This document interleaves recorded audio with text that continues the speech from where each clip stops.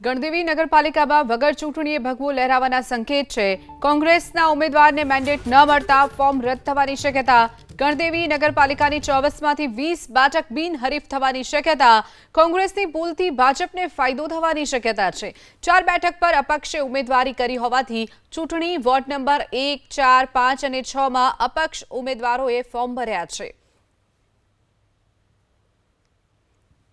હાલે ફોર્મ ચકાસણીનો ચાલી રહ્યું છે, તેમાં એક ગણદેવી નગરપાલિકાનો 1 નંબરના વોર્ડમાં કોંગ્રેસના જે ઉમેદવારો હતા સમય પર મેન્ડેટ રજૂ ન કરી શકતા ફોર્મ રદ થયા છે।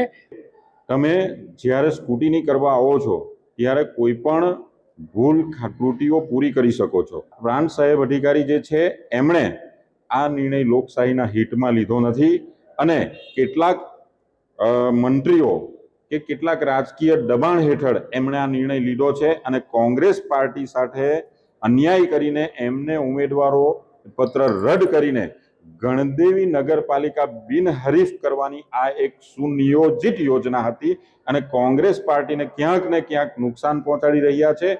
આ એક સરમુખત્યારશાહીની શરૂઆત છે।